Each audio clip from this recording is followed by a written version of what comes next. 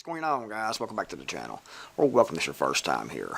Well, unfortunately, in my opinion, all hell is fixing to break loose here inside the United States. We've all been hearing about what's going on in the Middle East with the attack from Gaza by Hamas into Israel and the deaths there and the kidnappings and things. We've also been hearing about Israel's ground offensive that's going to be carried out here very, very shortly. They've been talking about this for about a week and a half, now maybe 2 weeks, about this ground offensive. They've been pounding Gaza and different targets, and some say even some civilian targets, with aircraft and missiles and rockets and things. But they're planning on this ground invasion into Hamas, or into Gaza, to take out Hamas. And that's going to be pretty rough for Israel, I think, because you've had Hamas has been digging the tunnels in, getting all their defenses set up and everything. It's part of their defensive system, the tunnel system. And we see how well that worked out for the Viet Cong and Vietnam. So Israel's going to have their hands full. It's not going to be just walking through and running through. There's going to be lots of Israelis die, and lots of Hamas die, lots of death, lots of civilians caught in the crossfire. There already has been. But it's going to get much, much worse in my opinion. However, that doesn't really directly affect us here in the United States yet, but it will, in my opinion, because we also see the United States is building up military resources in that region, especially with the someone shooting, especially with the naval resources in that region. And in my opinion, they've told Israel to wait until they get situated, until they get enough military power there. And when Israel does the ground invasion into Gaza, the United States military, in my opinion, is going to attack Iran. I think that was part of the plan. The reason this is all happening right now is all part of a plan, all part of a big operation. But people think that it's not going to affect us here. However, it will. And no doubt you've heard about the Iranian sleeper cells here in the United States. There's more than just Iranian sleeper cells here. There's pretty much everybody here. We have people from China here, probably sleeper cells from China. Probably Russia. I mean, we have all kinds of everything here because we have an open southern border and no border security, bringing everything through. People just walk right on through pretty much, get armed and carry out these terrorist attacks.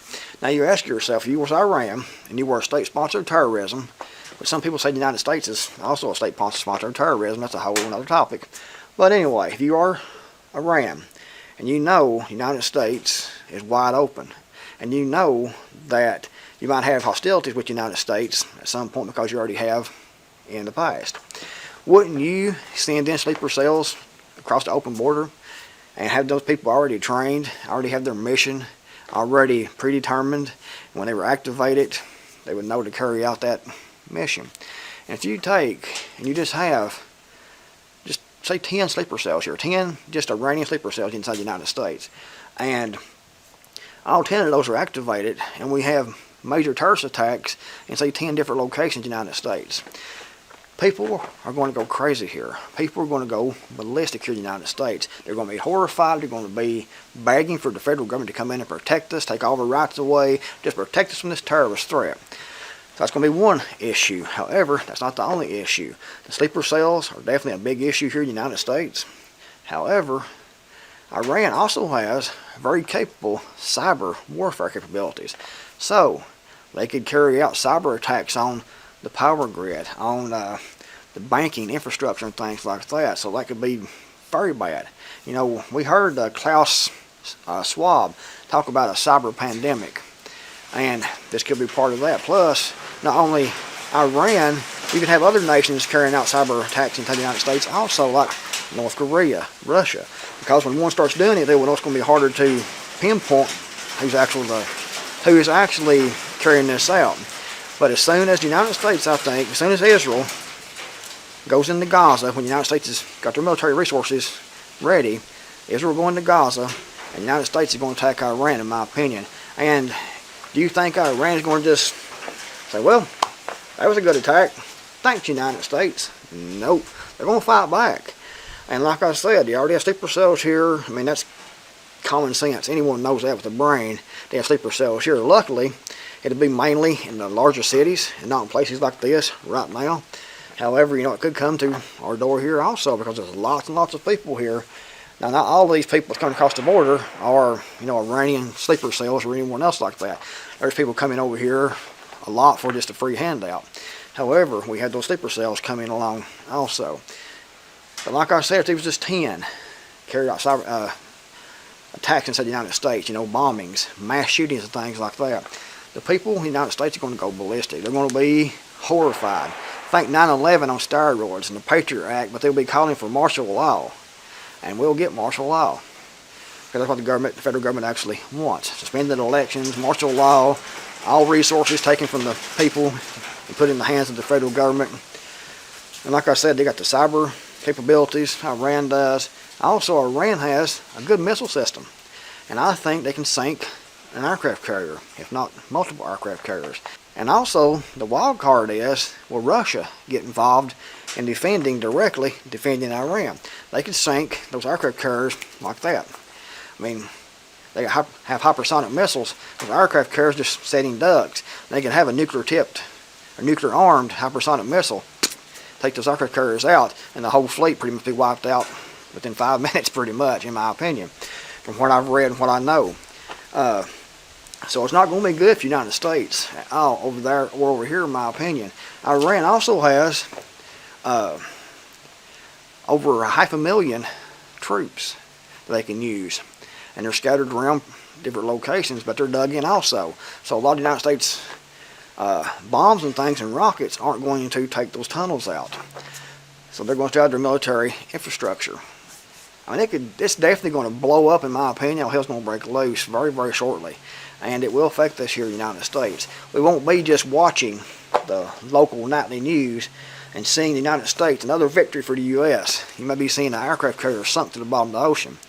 You're going to be seeing about terror attacks inside the United States, bombings and things. You take, over here in the United States, if you have people that's trained, that know what they're doing, you can make, some really, really powerful IEDs. You can go, I can't talk too much about that here on YouTube, but it's simple to do. I mean, you can make some really good stuff, go to the sporting goods store, go to the Walmart, pick up a few odds and ends, a few different ingredients and things, and you can make things that'll level my house easily. So you take that and put it inside of a shopping mall or something like that. Yeah, or a major city or something like that, or some kind of a big event, lots of death, lots of destruction. And, we have the Second Amendment here, which I definitely support and glad we have and stand behind.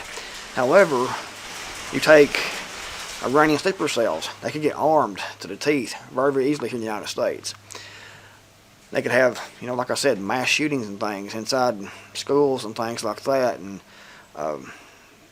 shopping malls, and I mean, it could go bad really, really quick. Then I think that it's going to, because as soon as the United States attacks Iran, Iran's going to attack back.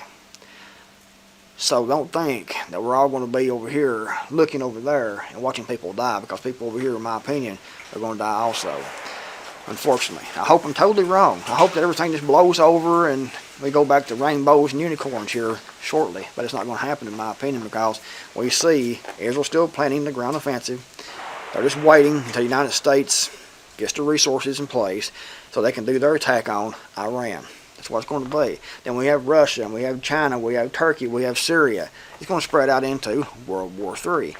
But even if it does it, and it just stays between, Israel and Hamas and Gaza and the United States and Iran, if it just stayed there, we're just not going to, it's going to spread out. But if it just stayed right there, it's still going to affect us here. Like I said, those sleeper cells, those cyber attacks here in the United States, cyber warfare, to attack our banking and infrastructure and electrical power grid and everything like that, can shut everything down. I mean, we're going to feel it over here. So know that. Stop thinking that things going to it's going to blow over. I've heard that from several people. It's going to blow over. That's going to happen. Other people think the United States can take out, Iran within 15 minutes. Iran's toast. Iran's gone. Their whole infrastructure is gone. The United States can just snap their fingers pretty much. The military can, and Iran's flattened out and gone. Not the case. Not the case at all. Iran has a pretty good military. They don't have, like a major air force or a major navy, but they do have a lot of infantry. They have terror cells located around the world. They have excellent rocketry, and they have a lot of rockets, and they can do a lot of damage. Like I said, they also have cyber warfare capabilities. So don't think it's going to be just a cakewalk. The United States has already depleted a lot of our weapons, a lot of our rockets and things like that, weapon system to Ukraine. So we're already depleted, while Iran isn't.